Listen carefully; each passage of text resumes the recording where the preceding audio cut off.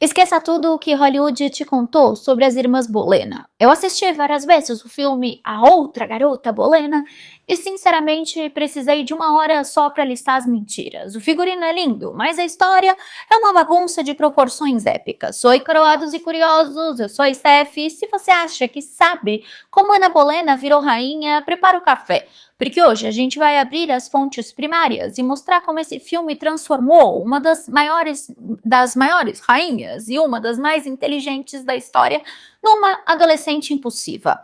Vamos descer o nível desse glamour porque a verdade é muito mais suja. Existe uma regra não escrita dos filmes históricos de Hollywood que diz o seguinte: quanto mais bonito o figurino, maior a probabilidade dos fatos estarem completamente errados. A outra tem figurino lindo e tem erros históricos que começam antes dos 10 minutos de filme e não param mais. Eu assisti mais uma vez essa semana para gravar esse vídeo para vocês e fazer um carrossel lá no meu Instagram e eu sofri calada. Agora você vai saber de tudo. O filme começa apresentando a família Bolena, o pai Thomas, a mãe Elizabeth e os 3 filhos, Ana, George e Maria. E logo no começo eles estabelecem que a Ana é a mais velha, Maria é a mais nova e o George está no meio. Esse é o primeiro erro, um erro que parece pequeno, mas que vai afetar tudo que vem depois, porque a posição de cada irmão na família moldava as expectativas e possibilidades de cada um.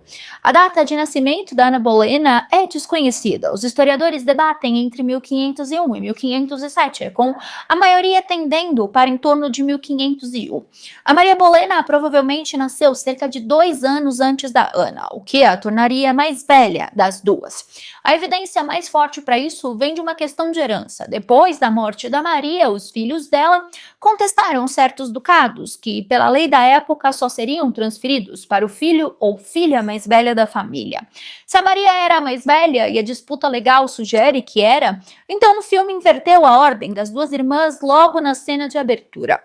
O George era o mais novo dos 3. E a família Bolena também teve outros 2 filhos que não sobreviveram à infância. Detalhe que o filme ignora completamente porque filhos que morreram cedo não geram drama cinematográfico. Mas o que importa historicamente é que realmente, na infância do século XVI, era brutal mesmo, né? As crianças morriam, até mesmo para famílias aristocráticas com recursos. Mas o verdadeiro problema começa com a Maria Bolena. Quando a princesa Maria Tudor foi enviada para a França para se casar com Luís XII, a Maria Bolena foi enviada junto, integrou sua comitiva e permaneceu na corte francesa durante anos. Foi lá que ela adquiriu a reputação que acabaram falando lá depois que a Ana caiu, que ela foi amante do rei. Não foi nada.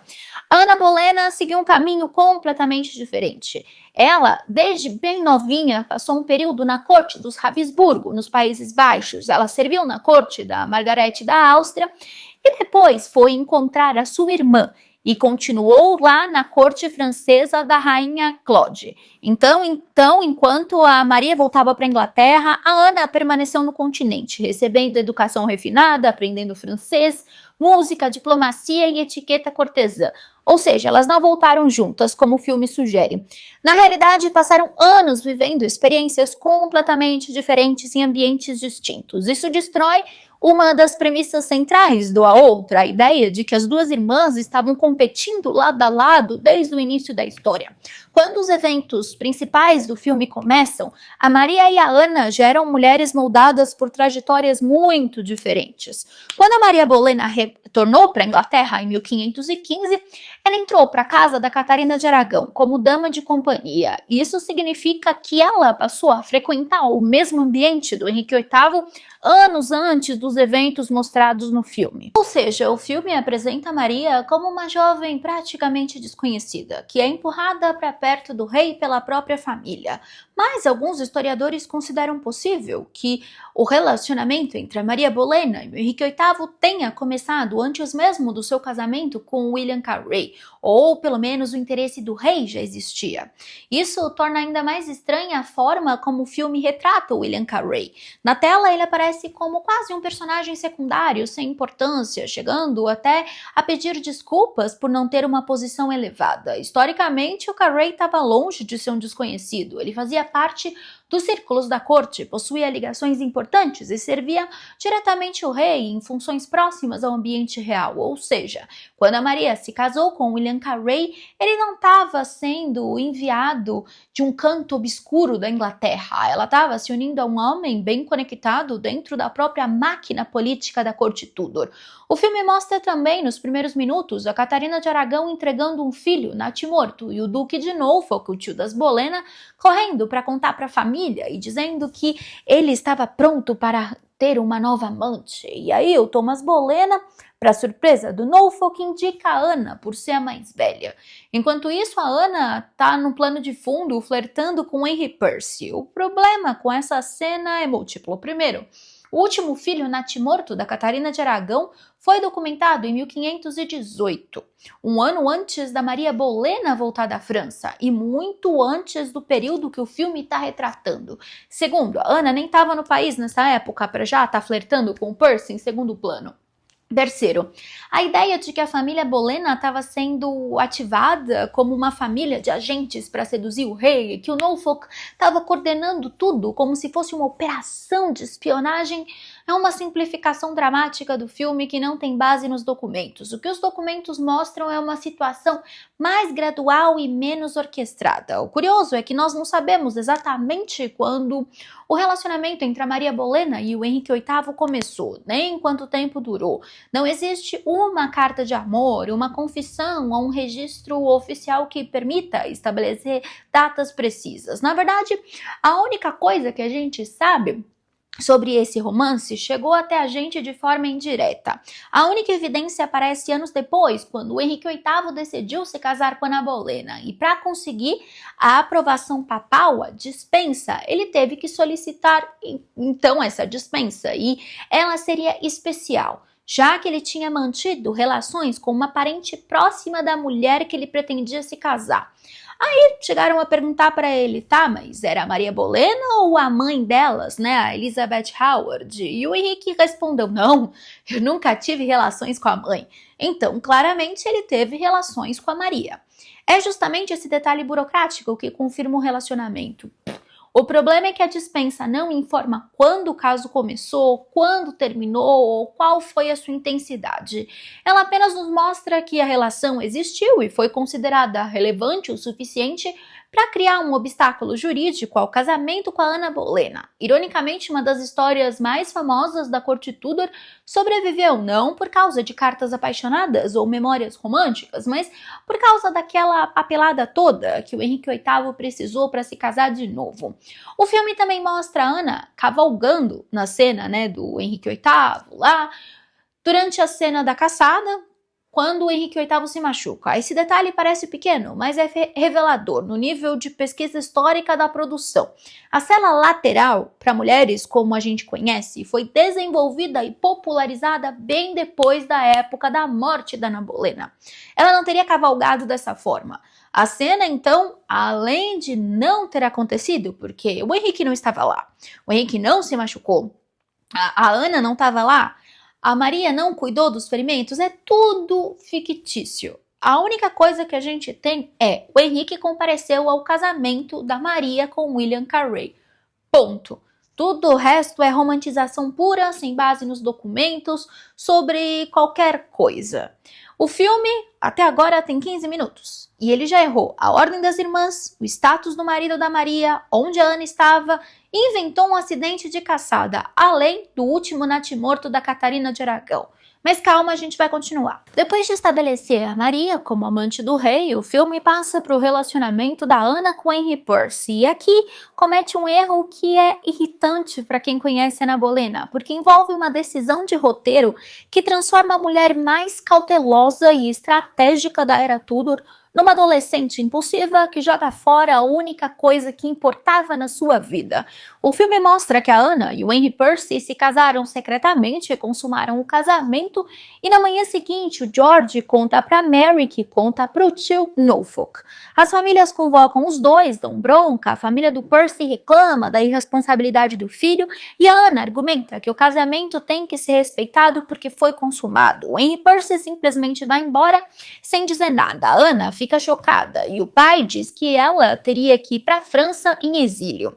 O que realmente aconteceu é totalmente diferente em quase todos os pontos. O Henry Percy era sim um dos admiradores da Ana Bolena e há evidências que eles fizeram algo que no direito canônico da época era chamado de pré-contrato, uma promessa de casamento que tinha peso legal real, diferente de um simples namoro. Mas o Percy já estava noivo da Mary Talbot, filha do conde de Shrewsbury.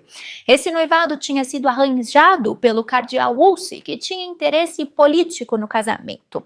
Aí, quando o assunto de que o Henry e a Ana estavam se paquerando chegou aos ouvidos do Wolsey, ele chegou simplesmente para o Percy e deu uma bronca monumental. O resultado foi que o Percy voltou ao noivado original com a Mary Talbot e foi enviado para o norte, onde a família dele morava, para se casar. E a parte mais importante, o filme sugere que a Ana dormiu com o Percy antes do casamento, entregando a virgindade numa decisão impulsiva de adolescente apaixonada. Isso é exatamente o contrário do que os documentos sugerem sobre o caráter da Ana Bolena. A Ana era cautelosa com a sua reputação de uma forma que os historiadores descrevem como extraordinariamente consistente. A mesma mulher que anos depois manteria o Henrique VIII na geladeira, não teria jogado a sua virgindade numa atividade secreta, mal planejada. E a virgindade no século XVI não era um detalhe sentimental, era moeda política, moeda de troca. Era o que tornava um casamento vantajoso possível. Dar isso de graça seria economicamente suicida para os padrões da época. O relacionamento com Percy, seja lá exatamente o que foi, claramente não incluiu consumação sexual. Se tivesse, a carreira matrimonial da Ana teria acabado ali. O filme dá a impressão que a Ana passava também entrando e saindo da corte em uma sucessão de exílios dramáticos. Na realidade, os acontecimentos foram bem específicos. Quando seu envolvimento com Percy foi descoberto, a situação foi rapidamente resolvida pelo cardeal Wolsey. O Percy foi lembrado do seu compromisso com a Mary Talbot, enfim. Aí, durante esse período, a Ana foi enviada para Hever Castle, propriedade da família Bolena, afastando-se temporariamente da corte. No filme, dizem que ela é exilada para a França, nada a ver. De qualquer forma, esse afastamento não destruiu sua posição social e nem a sua reputação. Pelo contrário, após a resolução do caso, a Ana retornou à corte normalmente. Esse detalhe é importante porque desmonta uma ideia comum apresentada pelo filme. A Ana não passou a juventude inteira sendo expulsa da corte, retornando em segredo. O episódio Percy foi um incidente relativamente pontual dentro de uma trajetória cortesã muito mais estável do que Hollywood sugere. Mais tarde, então, quando o Henrique VIII começou a demonstrar interesse por ela, ela acabou se afastando da corte Tudor por mais de um ano, esperando que o Henrique arrumasse uma nova obsessão, o que não aconteceu, mas a pobre tentou.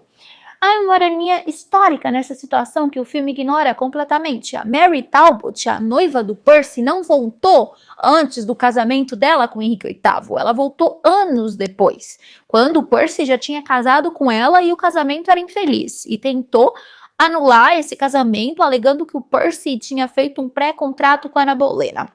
Essa alegação foi investigada durante o processo contra a Ana em 1536, porque se tivesse um pré-contrato válido com Percy, o casamento da Ana com Henrique podia ser invalidado. O Percy, sobre juramento, negou que teve qualquer coisa vinculante com a Ana, qualquer contrato. O que significa que mesmo naquele momento, quando uma confissão de pré-contrato podia ter salvado a Ana de uma acusação muito mais grave, o Percy negou.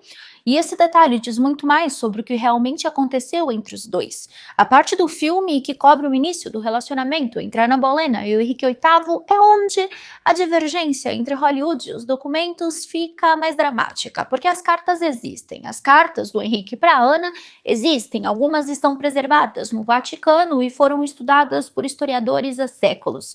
E essas cartas contam uma história completamente diferente do filme. O filme mostra a Ana voltando da França, o Henrique quase não a reconhecendo, e ele começando a enviar presentes que ela devolve, ela visitando a Maria e prometendo que só está entretendo o rei. Mostra o Henrique confrontando a Ana pelos presentes recusados, mostra o momento em que a Ana estabelece as condições que só dormiria com ele se ela for nova rainha, e mostra um Henrique já com desdém pela Ana, praticamente desde o casamento. O que as cartas do Henrique para Ana mostram é uma história completamente diferente em tonalidade e em tempo. O relacionamento não foi uma operação rápida e calculada, foi uma perseguição longa. As cartas, 17 delas, estão preservadas no Vaticano, como eu comentei, documentam Henrique perseguindo a Ana por anos. E, às vezes, no começo também, por meses, sem receber nada em troca.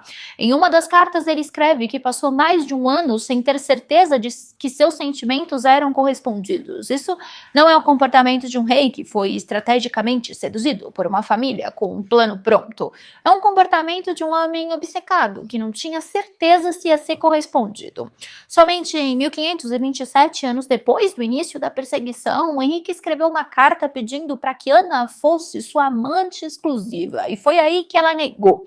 Então, a relação continuou sem consumação por anos. A perspectiva da família Bolena e dos Howard sobre tudo isso é algo que os documentos não revelam com clareza. O que a gente sabe é que desde o começo de 1520, o Henrique já estava buscando ativamente a anulação do casamento com a Catarina de Aragão, e que essa busca começou por razões políticas e dinásticas que tinham a ver com a necessidade de um herdeiro masculino tanto quanto desejo por Ana. E aqui tem uma parte que eu tinha esquecido no roteiro, mas eu vou acrescentar aqui antes de continuar. Existe uma carta do Thomas Bolena para a própria Ana, dizendo que ela não deveria entrar nesse jogo, que ela não deveria estar com o Henrique nesse processo judicial e que ele não queria que ela se envolvesse com o rei. Para você ver que é totalmente diferente.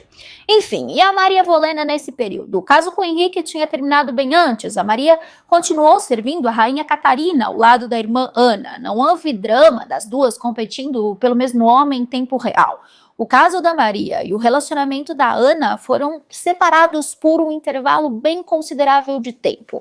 O filme também mostra os Seymours, já em 1522 ou 1523, promovendo a Jane Seymour para o Henrique. Isso é muito errado.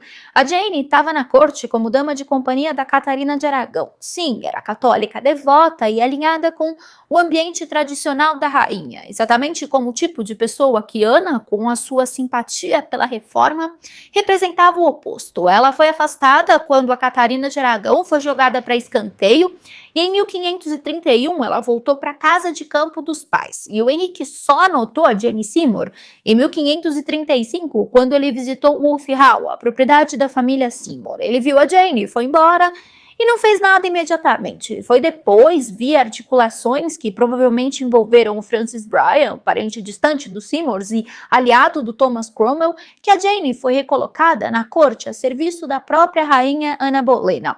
E aí a movimentação de Cromwell e dos aliados conservadores para posicionar Jane como alternativa a Ana aconteceu em 1535 e 1536, quando a posição da Ana já estava enfraquecida por questões políticas e pelos abortos. Anos antes a Maria tinha ficado grávida. Outra coisa, o filme também inventa que a família Bolena mandou buscar a Ana da França para distrair o Henrique para Maria durante a gravidez. Isso não tem documento, né? Como eu já expliquei, a Ana Bolena voltou por volta de 1522 a 1523 e ela estava participando dos eventos culturais e intelectuais dentro da companhia inglesa, dentro do Palácio do Rei. Então, assim, ele anotou depois, não teve nada disso de te vi. Outra simplificação enorme do filme envolve os filhos da Maria. O filme praticamente trata como o fato de que o Henrique era o pai do filho da Maria. O problema é que a documentação está longe de permitir alguma certeza, quase nenhuma certeza. É tudo muito nebuloso, como tudo em relação a Maria Bolena, nós sabemos pouco. Pelos livros que falam sobre a família, existem poucos livros que falam só sobre ela. Enfim, primeiro que o filme coloca a filha mais velha, Catherine Carey, como mais nova. Quando a gente pensa nos filhos da Maria, A narrativa cinematográfica costuma focar apenas no filho, o Henry Carey, mas a Catherine cresceu antes dele e teve uma trajetória extremamente importante na corte Tudor. Além disso, tanto a Catherine quanto o Henrique receberam o sobrenome Carey e jamais foram oficialmente reconhecidos pelo Henrique. Esse detalhe é importante porque o rei não tinha o hábito de esconder filhos homens quando desejava reconhecê-los. O seu filho legítimo com a Bessie Blount, o Henry Fitzroy, foi publicamente assumido, recebeu títulos e tratamento compatível com a sua condição de filho do rei. Por isso, muitos historiadores modernos consideram mais provável que os dois, a Catherine e o Henrique, fossem filhos do William Carey. Existem, no entanto, interpretações diferentes. Poucos pesquisadores, mas isso existe, argumentam que a Catherine pode ter sido filha biológica, sim, do Henrique VIII, como ela nasceu durante o período em que provavelmente a Maria Bolena era amante do rei, e essa hipótese continua sendo debatida. Já no caso do filho, o Henrique, é mais difícil de sustentar. Quando ele nasceu em 1526, o Henrique VIII já estava profundamente interessado na Ana, e o rei costumava demonstrar uma característica bastante consistente em seus relacionamentos. Quando ele se fixava em uma mulher, sua atenção passava a se concentrar exclusivamente nela. Por isso, muitos historiadores consideram improvável que o Henrique continuasse mantendo um relacionamento íntimo com a Maria Bolena naquele momento. Mais uma vez, Hollywood transformou uma hipótese em uma certeza convincente. O filme também cria a impressão de que William Carey desaparece da história assim que a Maria Bolena se torna amante do rei. Na prática, isso não aconteceu. William permaneceu na corte e continua exercendo suas funções normalmente. É verdade, sim, que a Maria e o William receberam benefícios financeiros durante esse período, mas isso não constitui prova de paternidade real. Nem era algo incomum na corte Tudor. O Henrique VIII distribuía presentes, cargos, pensões e favores a diversos cortesãos próximos. Além disso, tem uma explicação bem simples. Conforme o interesse do Henrique por Ana aumentava, agradar a família Bolena como um todo tornava-se politicamente conveniente. Beneficiar William Carey significava também beneficiar os parentes da mulher, que começava a ocupar cada vez mais espaço na atenção do rei. Mais uma vez, o filme escolhe a interpretação mais dramática possível e a apresenta como verdade. A realidade foi muito mais ambígua. Depois disso, em 1528, William Carey morreu de vítima do suor inglês, uma das doenças mais temidas da Inglaterra Tudor, e a sua morte deixou a Maria Bolena numa situação muito mais vulnerável do que o filme sugere. Após ficar viúva, a Maria precisou lidar com a criação dos filhos e com dificuldades financeiras reais. Logo depois, ela se casa com William Stafford e é banida da corte porque ele era de status inferior, e a Ana já estava próxima a se tornar rainha, então ninguém gostou disso. Mas foi nesse contexto que Ana Bolena apareceu nas fontes não como rival, mas como aliada. Uma carta atribuída a ela demonstra preocupação com a situação da irmã e sugere esforços para ajudá-la através da sua crescente influência junto ao rei. Esse detalhe é importante porque oferece um retrato muito diferente daquele apresentado no filme, né? Além disso, o filme trata a ascensão da Ana ao trono como praticamente inevitável, mas em 1528 ninguém podia prever isso. O Henrique VIII continuava casado com a Catarina de Aragão e a anulação parecia distante, e a ideia de que uma dama de companhia podia se tornar rainha da Inglaterra era muito improvável. A Ana não estava recusando o rei porque sabia que ia ser rainha, ela estava negociando sua posição porque não tinha qualquer garantia de que isso aconteceria.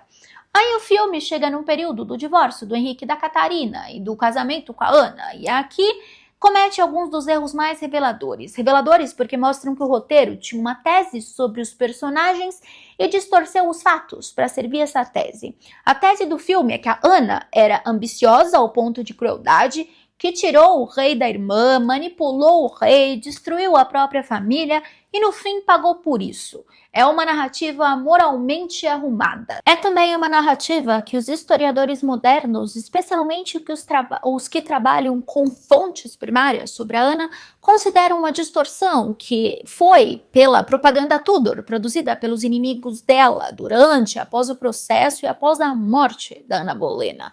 O que os documentos mostram sobre o relacionamento do Henrique e da Ana antes do casamento é que eles estavam felizes juntos. Agora, talvez a invenção mais absurda do filme seja a cena do estupro. que o Henrique força a Ana a transar com ele pouco antes da viagem relacionada às negociações francesas. Ao inserir uma cena desse tipo, o filme abandona a história real e substitui uma relação politicamente complexa por um drama moderno muito mais simples de compreender.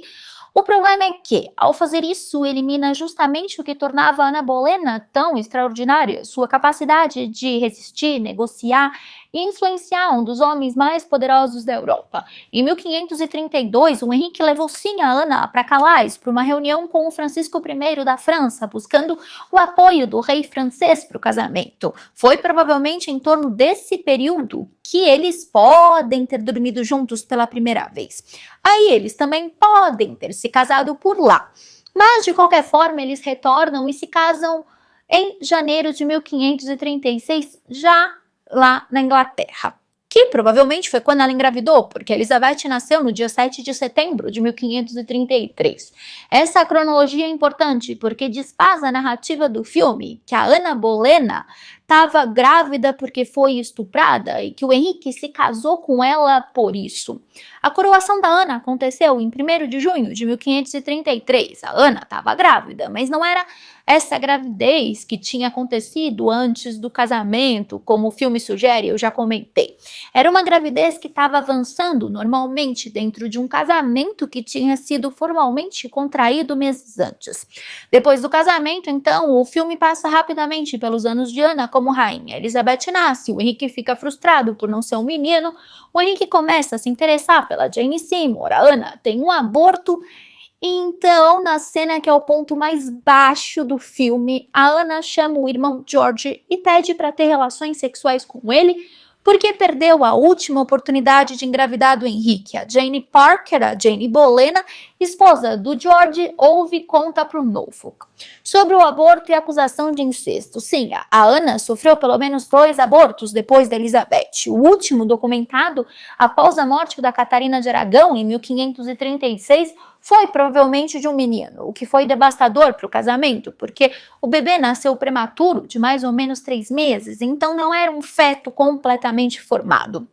E sim, a Ana foi acusada de incesto com George Bolena no processo de 1536. Mas a acusação no processo foi uma das acusações fabricadas, parte do arsenal do Cromwell para construir um caso que destruísse a Ana. Os historiadores modernos que examinaram as acusações concluem que elas eram falsas. O filme pega uma acusação fabricada e a dramatiza como se fosse real, como se Ana tivesse iniciado o incesto por desespero. O filme também menciona o Henrique chamando a Ana de bruxa. O que o Henrique realmente disse, conforme as fontes, é que talvez ela tenha o enfeitiçado. Isso foi uma alegação específica no contexto Tudor, com implicações legais e teológicas reais. A transformação disso em bruxa é imprecisa e simplifica o que estava acontecendo, e também essa acusação não existiu no processo. O final do filme concentra os erros mais reveladores sobre a Maria Bolena, a personagem que o roteiro elegeu como nossa heroína moral, a coitadinha da história. É aqui que fica mais claro que o filme não está contando a história dos Bolena, está contando uma fábula sobre 2 irmãs, onde uma é ambiciosa e paga o preço e a outra é boa e é recompensada.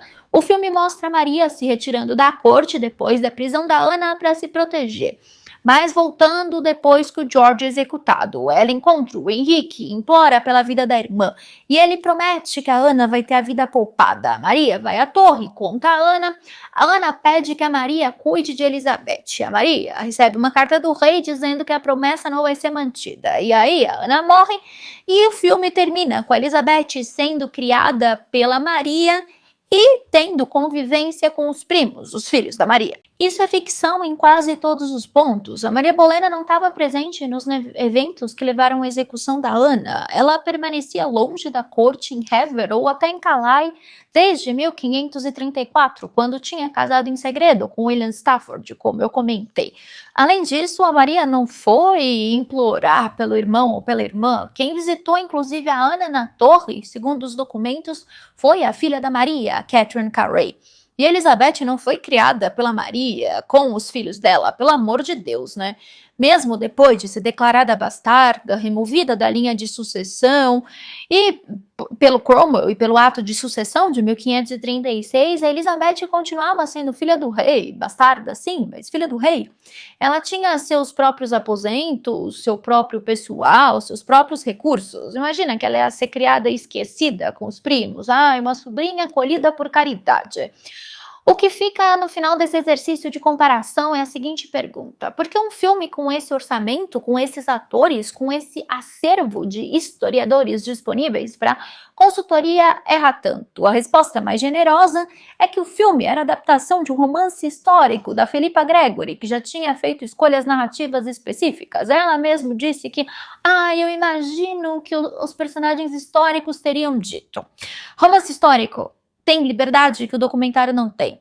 O problema é que o filme se apresenta como baseado em fatos reais. E aí a pessoa que não lê, que não estuda, faz aquela coisa de: nossa, estou aprendendo história. Não, você não está. Deixa de ser preguiçoso e abre um livro. Ou assiste os meus vídeos.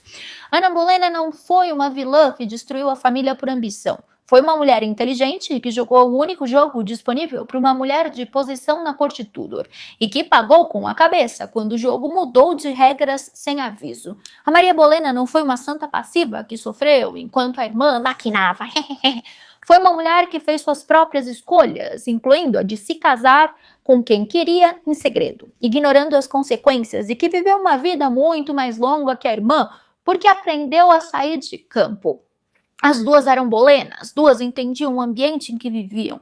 E as duas mereciam mais do que o filme deu a elas. A Ana Bolena merecia um filme que a tratasse como o que era, que é uma das personagens mais fascinantes da história inglesa, não uma vilã para fazer a irmã parecer melhor.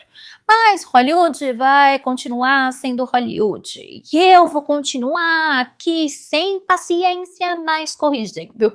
Eu sou a Steph, obrigada por estar aqui. Se você não se inscreveu no canal e nem ativou o sininho, clica aí no Vai Doer o Braço, aproveita e se inscreve como membro, me ajuda a continuar trazendo conteúdos de qualidade para você todos os dias, e eu vou amar ter você mais por perto.